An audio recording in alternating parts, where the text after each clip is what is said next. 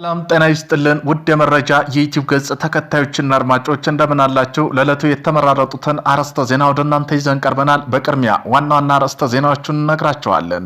የፖለቲካ እስረኞችን ከማይካድራ ጭፍጨፋ ፍርደኞች በይቅርታ አንድ ላይ መፈታት መታቀዱን ተቃውሞ አስነሳ። በአማራ ክልል ከተቀሰቀሰው ግጭት ጋር ተያይዘው በማረሚያ ቤት ተይዘው የሚገኙ በርካታ የፖለቲካ እስረኞች በመንግስት የቀረበላቸውን የይቅርታ ሰነድ አንፈርምም በማለት ጠንካራ ተቃውሞ ማቅረባቸው ዘገቡ ይታወሳል። በዚህም ጉዳይ በዜና ጥንቅራችን በሰፊው አካተናል። የግብጽ ባለስልጣን በአባይ ወንዝ አጠቃቀም ላይ የኢትዮጵያ የተሳሳተ ፍላጎት አለ ሲሉ ከሰሱ። አልአረቢያ እንደዘገበው ከሆነ አንድ ስማቸው ያልጠቀሱ የግብጽ ባለስልጣን በኢትዮጵያ አባይ ወንዝ ላይ የተያዘውን እውነት በኃይል የመጫን ፍላጎት በግብጽ አትቀበለውም ሲሉ ገልጸዋል። በዜና ጥንቅራችን አካተናል። ቆይታችሁ የምትሰሙት ይሆናል። ለሆዱ ሲሞት እኛ ለሀገር ሉዓላዊነት ለህዝባችን ክብርና አንድነት እንሞታለን አሉ ፊልድ ማርሻል ብርሃኑ ጁላ። ሻዕቢያ ከጅምሩ ከኢትዮጵያ ባህር በር ለማራቅ ከታሪካዊ ጠላቶች ጋር ጽምዶን ፈጥሮ ኢትዮጵያን ላይ ደባ የሰራ ኃይል ነው ያሉት ፊልድ ማርሻል ብርሃኑ ጁላ ህወሓትም የኢትዮጵያ ብሔራዊ ጥቅም አሳልፎ የሰጠ ለ27 ዓመታት ስልጣን ይዞ ኢትዮጵያ ባህር እንድታጣ አጠናክሮ የሰራ ቅጥረኛ የግዛት አገሩን ሰራዊት ያጠቃ የክህደት ኃይል ነው ብለውታል። በዜና ጥንቅራችን አካተናል። ቆይታችሁ ተሰሙታላችሁ። ሱዳን ፈጣን ድጋፍ ኃይል በኢትዮጵያ ድንበር አቅራቢያ የምትገኘው ቁልፍ ከተማ መቆጣጠሩ ተገለጸ። በሱዳን ድንበር ከባድ ውጊያ እየተካሄደ ነው። በቅርቡ በሱዳን ጦር ቁጥጥር ስር የነበረችው ኩርሙክ በአርኤስኤፍ ወይም ፈጥኖ ደራሽ እጅ ገብታለች። በሱዳን ጦር እና በፈጥኖ ደራሽ ኃይሉ መካከል ያለው ከባድ ውጊያ ስትራቴጂካዊ የድንበር ከተማ ኩርሙክ በአርኤስኤፍ እጅ ወይም በፈጥኖ ደራሽ ኃይሉ እጅ ገብታለች። በዚህም ጉዳይ ዋና ዋና መረጃ ምን ይመስላሉ የሚለው የዜና ጥንቅራችን አካተናል። በህወሓት ጋር ምንም አይነት ድርድር ሊደረግ አይገባም አሉ አምባሳደር ሱሌማን ደደፎ። በሶማሌ ኢትዮጵያ አምባሳደር ሱሌማን ደደፎ በህወሓት ከውድቀት ለማዳን በድርድር ስም አዲስ ሩጫ መጀመሩን በመጥቀስ መንግስት ከቡድኑ ጋር ምንም አይነት ድርድር እንዲያደርግ አሳስበዋል። መርፎች ወደ ራያ ግንባር እያመሩ ነው ተባለ። መነሻቸውን ከኤርትራ አድርገው በአዲግራት በኩል 7 ታንኮችና 5 ዙ 23 መርፎችን ጨምሮ ትናንት በማይሚክደር እና መቀሌ በኩል ወደ ራያ መጓዛቸውን የአካባቢ ምንጮች ገልጸዋል። ይህ የከባድ መሳሪያ እንቅስቃሴ ኤርትራ የጦርነት ሜዳውን ከራሷ ግዛት በማስወጣት ራያና ትግራይ አዲስ የጦር ሜዳ ለማድረግ የገነባቸው ስትራቴጂክ መሆኑ ተንታኞች እየገለጹ ይገኛሉ። ከህወሓት ጋር ምንም አይነት ድርድር ሊደረግ አይገባም አሉ አምባሳደር ሱሌማን ደደፎ። በሶማሌ የኢትዮጵያ አምባሳደር ሱሌማን ደደፎ ህወሓትን ከውድቀት ለማዳር በድርድር ስም አዲስ ሩጫ መጀመር በመጥቀስ መንግስት ከቡድኑ ጋር ምንም አይነት ድርድር እንዳያደርግ አሳስበዋል። በዚህም ዋና ዋና ነጥቦቹን ህወሓት የሚለኩሰው ጦርነት ሲሸነፍ ሁልጊዜም በድርድር አመልጦ ዳግም እንዲደራጅና ህዝቡን ለሌላ መስዋዕትነት እንደሚደረግ ገልጸዋል።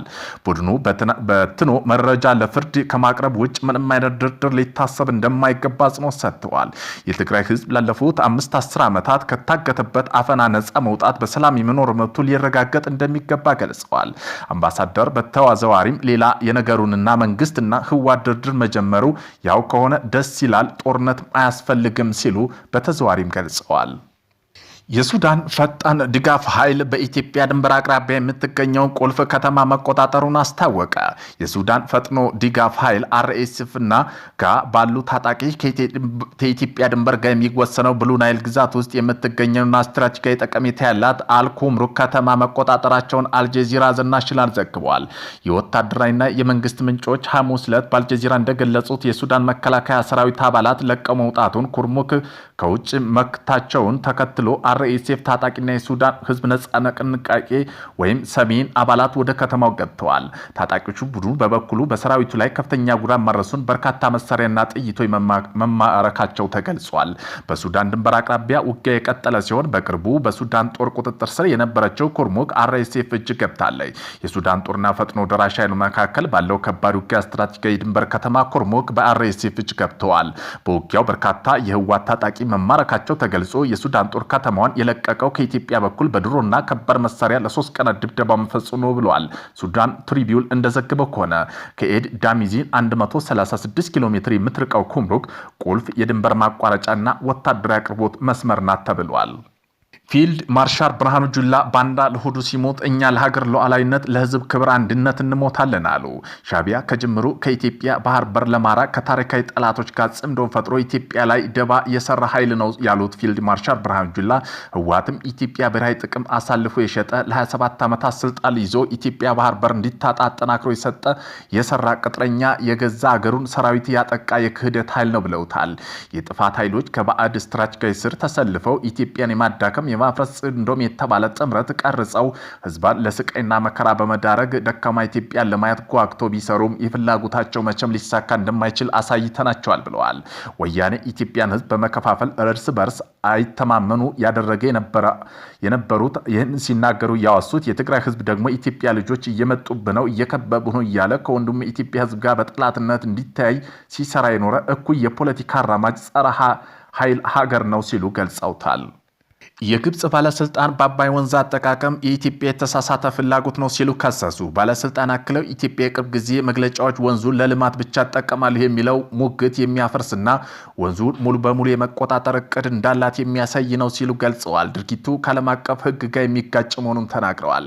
በኢትዮጵያ በኩል ዓለም አቀፍ ህግ የሚፈቅድ የባህር በር ቀይ ባህርና ብቻ እንዲቆጣጠር ስትል እኛም አባይ እንቆጣጠራለን ከመቼውም ህመሙ እስከሚሰማቸው የሚል ምላሽም ይጠበቃል ተብሏል። የፖለቲካ እስረኞች ከማይካድራ ጭፍጨፋ ፍርደኞች ጋር በይቅርታ አንድ ላይ ለመፍታት መታቀዱን ተቃውሞ አስነሳ። መንግስት የፖለቲካ ታሳሪው ከ6 ዓመት በፊት በማይካድራ ከተፈጸመው ዘግናኝ የጅምላ ጭፍጨፋ ጋር በተያያዘ የሰብአዊ ፍጡር የሚፈጸም ወንጀል ክራይም አጌንስት ሁማኒቲ ተከሰሱ የተፈረደባቸው አካላት ጋር አንድ ላይ አደባልቆ በይቅርታ ለመፍታት ማቀዱን ታሳሪዎችን አስቆጥተዋል። የመረጃ ምንጮች እንደገለጹት የፖለቲካ እስረኞች ይህን ውሳኔ እጅግ ዘግናኝ የሆነ ግድያ ጭፍጨፋ ፈጽመው ፍርድ ካገኙ ግለሰቦች በኩል በማሰለፍ በህዝብ ዘንድ ተመሳሳይ እይታ እንዲታዩ የወንጀል ተካፋይ ተደርገው እንዲሳሉ ሆን ተብሎ የተሸረበ ሴራ ነው ሲሉ አውግዘውታል። ታሳሪዎች የኢትዮጵያ ሰብአዊ መብት ኮሚሽን ኢሰመኩ ይህን የይቅርታ ሀሳብ አዘጋጅቶ ለመንግስት ማቅረቡን በግልጽ የኮሚሽኑ እርምጃ እጅግ እንዳሳዝናቸው ተስፋ እንዳስቆረጣቸውም ተናግረዋል። መንግስት የሚመጣው አዲስ ዓመት 1300 በላይ ሰዎች በይቅርታ ለማስፈታት አቅዶ የይቅርታ ደብዳቤ እያስፈረመ ይገኛል። በህዝብ ተወካይ ምክር ቤት አባል የነበሩት አቶ ክርስቲያን ታደለ ጨምሮ በርካቶች የቀረበላቸውን አነጋጋሪ የይቅርታ ሰነድ ቢፈርሙም 30 የሚሆኑ ተቃዋሚ የፖለቲካ እስረኞች ግን አንፈርምም በማለት አቋም ይዘዋል። የቀረበውን የይቅርታ ሰነድ አወዛጋቢ ቃል የሚከታተል ያካተተ ሲሆን በአማራ ክልል ጽንፈኛ ቡድን የሚደረገውን ትግል ላይ መሳተፊ ስህተት መሆኑን በማመን መንግስት ህዝቡን ይቅርታ ጠይቃለሁ፣ በክልሉ ለጠፋውና ህይወት ለወደመው ንብረት ኃላፊነት ወስዳለሁ፣ ሁለተኛው እንዲህ ያለ ጸረ ሰላም ተግባር እንደማልሳተፍ ቃል እገባለሁ፣ ይህ ድርጊቴ ብገኝ መንግስት ማንኛውም እርምጃ እንዲወስድ በፈቃድ ይፈርማለሁ የሚል ነበር። ይህን የይቅርታ ሰነድ አልፈርምም ካሉ 30 ታሳሪ መካከል አንዱ አቶ ዮሐንስ ቧለው፣ ዶክተር ወንደሰን አሰፋና ዶክተር ሲሳይ አወቀ፣ መስከረም አበራ፣ ጋዜጠኛ ጎበዜ ሲሳይና ጋዜጠኛ ዳዊት በጋሻ ይገኙበታል። እነዚህን ፊርማ የከለከሉ እስረኞች መንግስት ምን እናደርጋቸዋለን የሚለው ውይይት እያደረገ እንደሚገኝ የተገለጸ ሲሆን በአሁኑ ወቅት በማረሚያ ቤት ከወትሮ በተለየ ጥበቃና ፍተሻ የከፋ አያያዝ እየተደረገባቸው ይገኛል። ይቅርታ ሂደቱ መነሻ ከ6 ወራት በፊት ኢሰመኮ ኮሚሽን አቶ ብርሃኑ ኦዶሎ ማረሚያ ቤቱን በጎበኙበት ወቅት የገቡት ቃል እንደነበር በመቀጠልም ከጠቅላይ ሚኒስትሩ ዘንድ ፈቃድ ማግኘታቸውን በመግለጽ የታሳሪዎች ተወካይ ኮሚቴ እንዲመረጥ ተደርጎ ነበር። ነገር ግን በአሁኑ ወቅት መንግስት የቀረበው የይቅርታ ቅድመ ሁኔታ አያያዝ ከባድ ሰብአዊ መብት ጥሰት ፈጻሚዎች ጋር በማደባለቁ ፖለቲካ እስረኞች ሰብአዊ መብት ተሟጋጅ ዘንድ ከፍተኛ ተቃውሞ አስነስቷል።